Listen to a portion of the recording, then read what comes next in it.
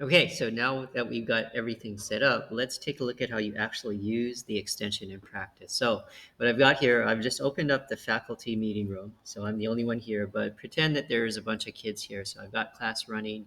I've done some activities and some maybe instruction review, whatever. So now we're ready to break kids up into groups and have them do some stuff together.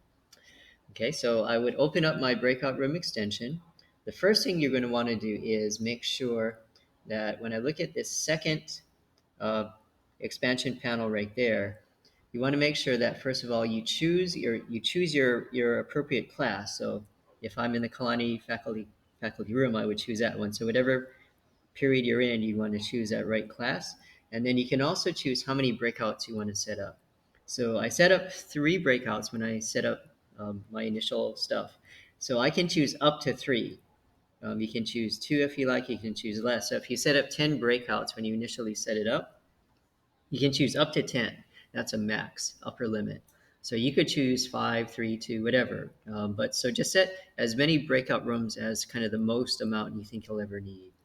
Okay, so let's say, for example, I'll set up maybe 2 breakouts. I want to break us into 2 groups. So I'll set up the number of breakouts here. Okay, now to get started, first of all, you'd want to decide how you're going to break your kids up. So are you going to do it kind of randomly on the spot, or are you going to have everything kind of preset? So if you already have 2 groups that you've already set up beforehand, then you're all set. If you want to do things randomly, if you want to have the extension generate kind of a random grouping, you can do that too. Okay, which is kind of how I like to do it. So if you want to do that, you would go to this um, panel here that says assign breakouts ad hoc. Okay, if you do that, then now this is a little bit of an artificial situation because I'm the only one here, but if you've got kids in your room, and this is where it's important that you've already also installed the grid view extension because it kind of relies on that extension. You'll also see a list of students, so it'll automatically populate the students list with whoever is in your room. Okay, so this will automatically be populated as long as you have the grid view extension, as long as you have kids in your room. Okay, then once you've done that, okay, now you won't be able to see it here again. This is a little bit of an artificial situation because I'm making this video, this morning where there's nobody here. But if you had more kids, you would see your list of kids. Now you'd see a kind of an orangish brown button that says generate random assignments. And if you click on that, that'll set up the kids into random assignments in your breakout rooms. Okay, so again, I'm sorry I can't show it to you here because I'm just kind of doing this as a demo by myself. But if there were more people there, then you would see kids populated here, and there'd be a button here where you could generate random groups. Okay, so now the question is, so whether you have your group assignments already set and you just share that with the kids so the kids already know which group they're in, or if you generate random groups on the spot and you want to share that with kids. So the last thing to do is to, number one, open up your breakout rooms so they're ready for the kids. And then number two, you got to share the information with the kids. Number one, which group they're in, and number two, the link to the breakout room for that group so they can go into that room. Okay, so what I would suggest probably is that you open up the rooms beforehand, just so that they're ready for the kids. So to do that, what you can do is go to this panel that says Start Class. Now, if you've already got, excuse me, so if you've already got your main room open, then you don't need to open up the main room already because it's already open. So I want to just open up my breakouts. Okay, now you can open up just the main room. So if you haven't already opened up the main room, you can click here. If you want to just open up the breakouts, you can do that here.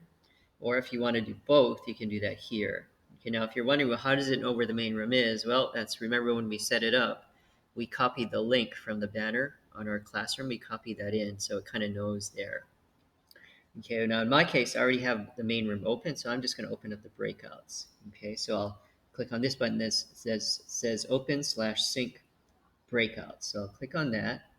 What it'll do is it'll open up a new window and it'll generate, or new windows, plural, I should say.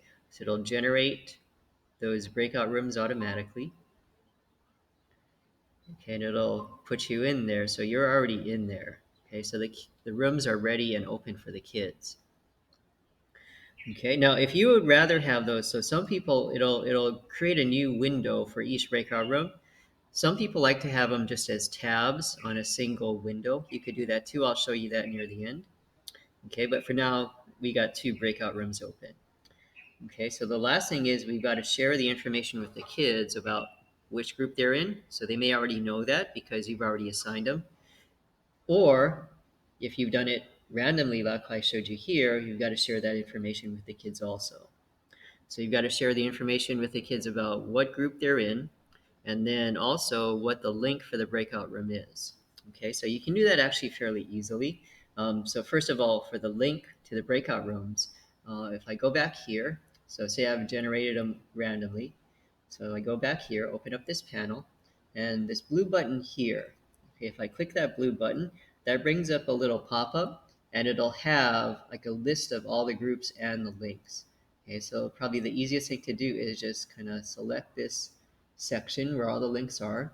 Control C will copy that to your clipboard. Okay, and then if you go back to your main room, so go back to the main faculty room, in the chat of the main faculty room, I'll just post that. I'll Control V, that'll paste it, and I just post that in the chat. Okay, so the kids can see what their links are, and those links are clickable. So once they know which group they're in, they can just click on the link and that'll take them to the room. Okay, now how do the kids know what room they're in? Okay, well, either you've assigned them beforehand and you've already told them. Okay, so Johnny knows he's in group one, Sarah knows she's in group two, etc. already, and they can already go into their rooms.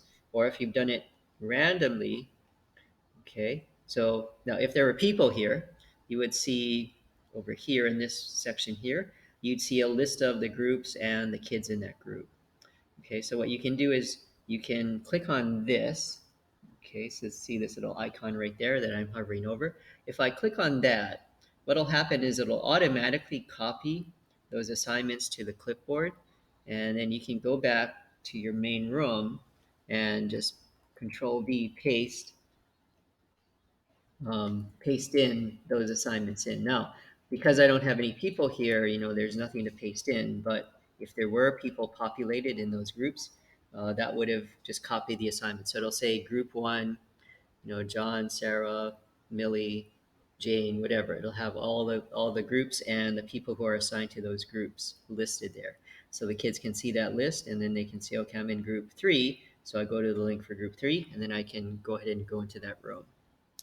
Okay, now one little thing that I'm finding is there is kind of a size limit to how much in terms of characters the clipboard will copy. So if you have a long list, like if you had 10 groups, you might need to break that up. You might need to manually kind of just break that up and just copy sections at a time. Otherwise, it won't all fit in the chat. Okay, so there is kind of a limit to that. Okay, but regardless, so you've set up your groups, you've assigned the kids either you've assigned them yourself manually and you've told them what their assignments are, or you've done it on the fly randomly and you've pasted the links to the different groups in the chat and also the group assignments in the chat as well. So the kids know what group they're in and where the link is for the group they go to. Okay, so the kids would just click on those links. Once you give them instructions in the main room and you tell them what they're supposed to be doing, they'll click on those links and then that'll take them to their breakout rooms. Okay, so here's the breakout room for this would be group one and then group two, and you can see both. Okay, now the nice thing, so once you got them set up and once you got it going, the nice thing about this extension, the feature that I kind of like about it, is that once you've got it set up, you can from this control panel, you can manually kind of just cycle between rooms and listen in on the conversation or participate in what's going on there. So like on the control panel here, see this slider here? If you click this slider, that'll take you to the different rooms. And as you circulate among the different rooms, you'll only hear, as if you use this slider control, you'll only hear what's going on in that room. So if you think, oh, I'm going to hear everything from every room, it's going to be hard to figure out what's going on. It actually kind of silences, it mutes all the other rooms. So by using the slider, you can cycle between, in my case, groups 1 and 2. And as you cycle through them, you'll only be able to hear what that group is saying, what their conversation is. Okay, when you're in each room, you can, it by default mutes you, but if you want to speak, you can unmute yourself. And if you want to show your video, if you want to turn on your camera, you can do that too. Okay, and that'll only apply to that room. So that won't be broadcast to all the rooms. It'll only apply to group 1. Okay, and similarly, if you go to group 2, in group 2, you can speak to just group 2. You can unmute yourself there or turn on your camera. Okay, now if you want to say a message or broadcast or give instructions to all groups at once without having to visit each one separately, you can do that as well. So underneath, see this section where it says broadcast to all breakout rooms.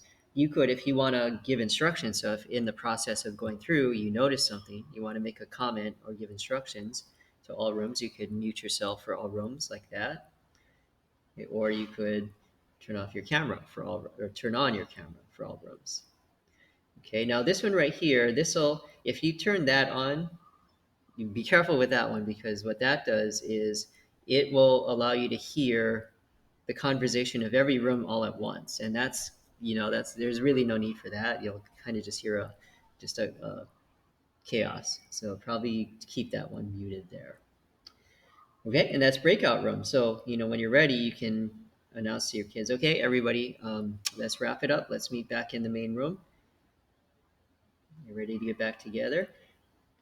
Now, one more thing. You notice that there's some other controls here. So there's mute and remove participants. So if there's a need, if you find a need to mute people or to even kick people out of your breakouts, you can do that here.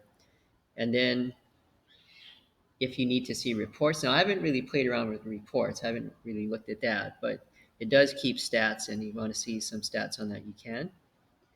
The last thing that you might want to be aware of is the settings tab right here. So if I go up here and click on settings, now this is where you can customize it. So if the main thing that you might want to do is, if instead of like how I did it for me, see how by default it kind of sets up separate windows, separate browser windows for each group. If you rather have separate tabs on the same browser window, you could click this setting right here, tabs on the same window. You could do that, and you could pick out what the maximum number of tabs on any window is. So you could kind of play with that if you like. And if you like color, you play around with colors. You could do that. The other thing that you might want to think about is if you scroll to the bottom of the settings window, some people like to have kind of dynamically generated links. So in other words, instead of using the same links for your breakout rooms every time, which is what it does by default, some people like to kind of just generate random ones every time. If you want to do that, you can do that here. I just tend to keep them kind of the same. Um, I guess if you're really concerned about security or stuff like that, you could have it dynamically generate. But then, especially if you dynamically generate your main room, then that's kind of a hassle, because you got to give that link to the kids every time. Okay, but that's kind of the basic functionality. So it's not a perfect solution. It still does what essentially you could do. You could do this by hand. You could just manually generate a bunch of breakout rooms. You could put them on your calendar, and you could have those open every time you have class. So it's essentially doing the same thing. So nothing really super profound or super different about this one. The thing I like about it is, again, the ability to kind of cycle through the different groups and participate or hear what's going on, each one individually. And also, I like the idea that you could broadcast to all the rooms. That's pretty useful. Okay, but I think, the way I see this is kind of like a stopgap measure. Hopefully, at some point, the Google engineers will come up with kind of a native solution. Okay, like Zoom, for example, they have kind of breakouts as a native feature. And so you don't have to have an extension. You don't have to have something extra to set up breakouts. It kind of does that automatically. Google doesn't yet have that. Hopefully, you would hope that with so many people using Google Meets for instruction, that this would be a feature that a lot of people would want. It's in demand. So hopefully the engineers at Google will come up with kind of a native solution so that we wouldn't have to use a separate extension to help us with that. Okay, but until that time, here's one thing you can do. Now, I know some folks use, there's another one, extension, Google Attendance, Google Meet Attendance and Breakouts. I think it does essentially the same thing. I think all these extensions essentially just automate this process of creating these breakouts and opening it up for you. Okay, so it's just a matter of personal preference. This is the one I kind of first tried out, and I've kind of just played around with it, so I've just stuck with it. Okay, but hopefully this helps you out. I mean, breakouts are a great way to get kids collaborating and working together, given the constraints that we have with all online. Okay, so good luck. And if you have any questions, just shout out. There's other people who have been doing this as well. So, we're developing kind of a critical mass of people who are starting to have some experience with breakouts. All right, so good luck. Thanks for watching.